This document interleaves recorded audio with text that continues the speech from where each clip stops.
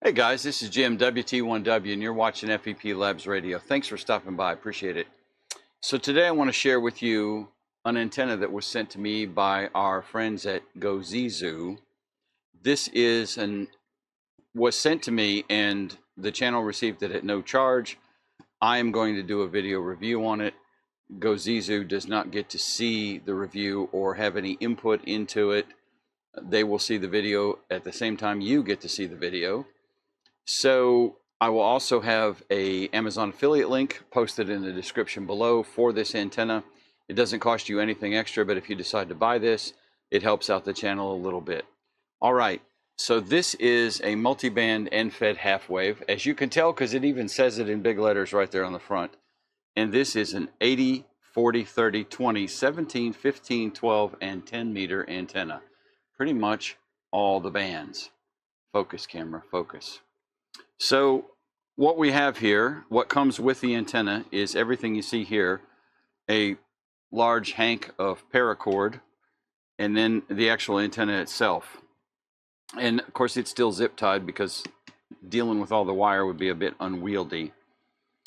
It has a dog bone and wrapped on one end to tie off, and then the other end is down here. And I assume we just kind of tie it off somehow. I don't know because I haven't got it unwrapped yet. And it comes with this transformer, this balun. This feels like a very solid build on this. This is real plastic, not 3D printed. This is going to be injection molded. And it gives the basic specs of the antenna on back. This antenna is rated for 150 watts. They have three versions of this. One that's rated for 150 watt sideband and 80 watt digital.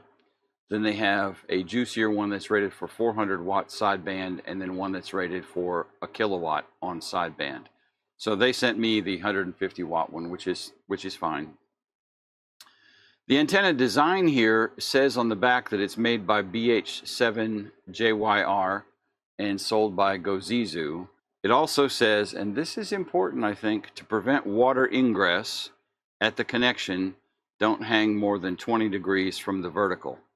So I assume that they mean there, but I don't think I would have that hanging upside down like that. I would have it hanging like this. So this may or may not be exactly 100% waterproof. You know, if I'm going to put this up and leave it outside, I'll probably just run some silicone over that or something like that to seal it a little better. Although, off the top of my head, it looks pretty well sealed as is. So that is the antenna. Now, what we're going to do, I'm going to do a couple things. I want to pop this open so we can take a look at the innards, because hams love innards. And then the other thing we're going to do is I'm going to get this thing deployed. Now, let me tell you about deploying an 80 meter half-wave antenna. This has a little coil on it. I mathed out roughly how long this should be. I'm a little fuzzy on the coil because that doesn't look big enough for an 80 meter coil. However, if this is a true 80 meter half-wave, then that means this is about 40 meters of wire or around 131 feet. So if you go to deploy this, keep that in mind. This is takes a little bit of space to deploy. Now, I don't have a good place here because of power lines and driveways and everything to keep this deployed permanently and high enough where it would be really efficacious to use. However, we're going to get it deployed in kind of an inverted V configuration. The peak of it will probably be around 20 feet tall on the inverted V. But that will allow us to test it. It will be more of an NVIS kind of configuration because half of 80 meters, which is where this needs to be deployed to be useful at 80 meters, is 130 feet in the air, and I ain't got no way to put this thing 130 feet in the air. So that's not going to happen. What we are going to do is get it deployed. We'll take a look at the antenna on the RigExpert and see what kind of SWR we have, what kind of impedance we're getting on the different bands for the antenna. And then we'll see if we can make some contacts. I'm going to hook this up to the Flex radio. So when I have this deployed and hooked up, we will jump over to the computer and I'll fire up the Flex and we'll see if we can make some contacts. We'll probably take a look at FT8 and use that, see what we're getting, and then maybe try a few sideband contacts. So without further ado, let me grab a screwdriver and let's pop the cover off this and take a look at its guts. So there are 4 screw bolt combinations to hold this on. Maybe 5. Yeah, that probably is 2. Oh, and the antenna comes in this nice like Kevlar bag. So if you get this thing wrapped up, you can tote it and try and keep 131 feet of wire under control.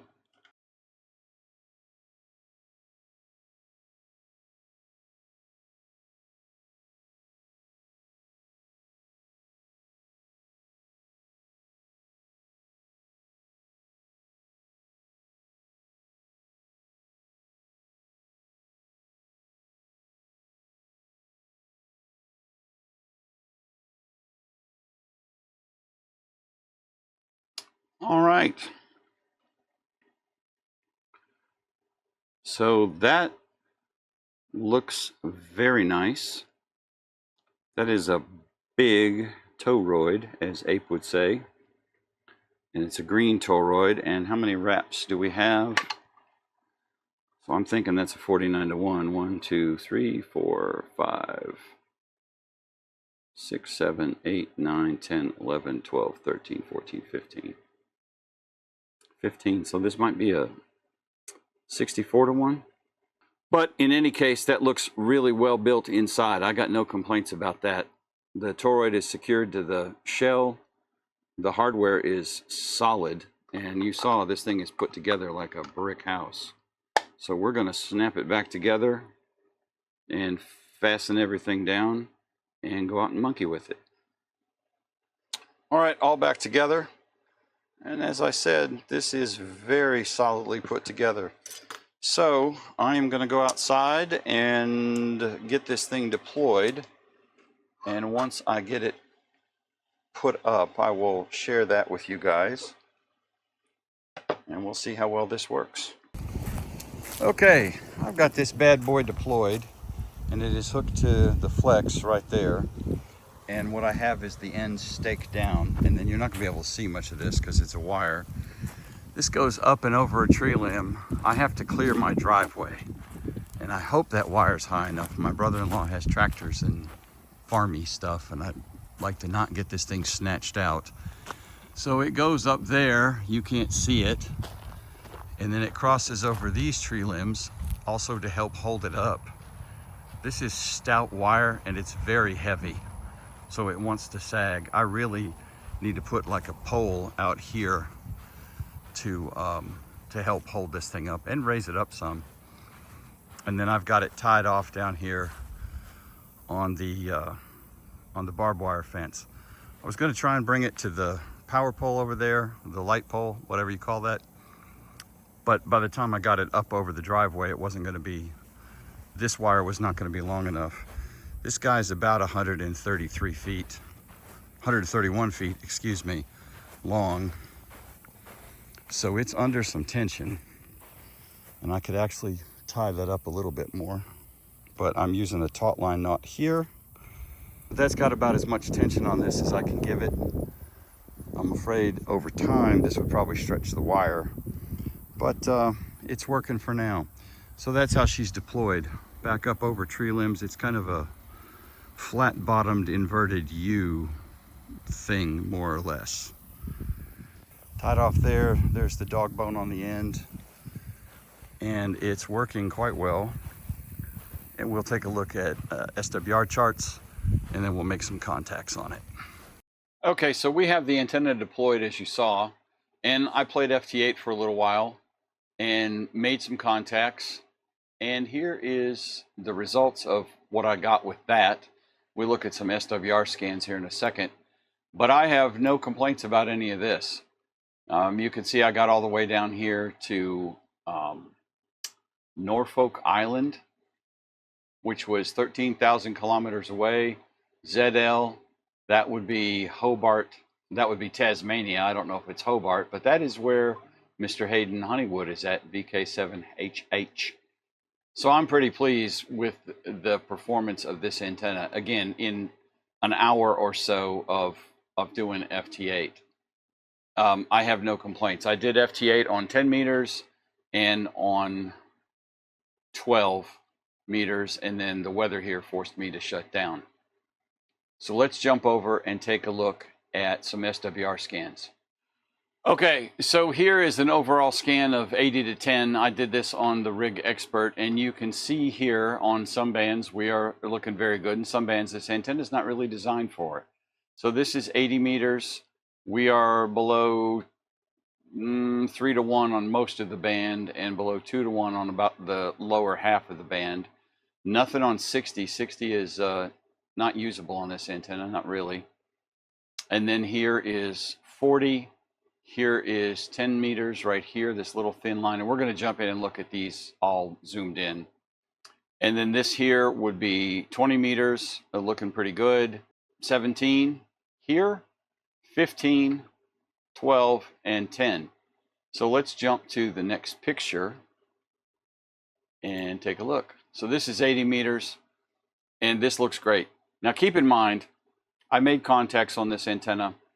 It's at its highest, maybe 25 feet, maybe more like 20. So it's not deployed in an optimal configuration, but this does let us get an SWR sweep. And you saw I did make contacts on that antenna. That was FT8 using my flex. So here is 80 meters. The entire band is below 4.5 to 1. Most of it is under 3 to 1. So that's looking pretty good. And for this to really be efficient on 80, it'd need to be a whole lot higher than it is on here in my deployment of it. So here is 40 meters, and the entire band is pretty much under 2 to 1, except for this little tiny bit here toward the high end of 40, but that's looking great. Here is 30 meters, all below 3 to 1, actually below 2.5 to 1 across the entire band. 20 meters, also below 2.5, looking good. Here is 17, and I have no complaints about any of these. This all looks fantastic. Again, the deployment is very not optimal, as you saw, but it is doing the antenna thing. And I do want to mention the wire on this antenna is, I think it's very similar to DX10 that's available on DX Engineering or that DX Commander sells with his antenna kits. This is very stout wire. It is probably, I would say, 18 gauge wire, so it can take some strain. So anyway, this is 15 meters here. Here's 12 meters. 12 meters is, this antenna loves 12 meters very much. The entire band is under 2, and it's actually under 2.2 to 1 or lower. So that's outstanding. Actually, I'm reading the chart wrong. That is under 1.6 to 1 across the entire band. Here's 10 meters. As you can see, the bottom 2/3 looks pretty good. It's under 3, and then the top third of 10 meters gets a little dodgy up between 3 and 4. So just to review, there's 12. That was 10. There's 12. I think I said wrong earlier. This is 15. This is all under 2 to 1. And parts of it are under 1.4. Here is 17, right about 2.4 to 2.6. 20 meters, 1.6, 1.7, rising up to 2.1, 2.2. 30 meters, 2.4-ish, down to right about 2.3. 40 meters, most under 2. And then 80 here is looking pretty solid, at least on the lower half, mostly under 3 to 1. And then it gets kind of dodgy on that last quarter of the band. So no complaints at all. I think this is an outstanding antenna for the value. I have no complaints, and there will be, again, links to the 3 versions of this antenna in the description below. So guys, that is going to complete this video. If you would, make sure and give me a thumbs up. Subscribe to the channel if you're not subscribed, and ring the bell so you get notified whenever I post any new content. Thanks for watching, y'all. 73. Have a good one.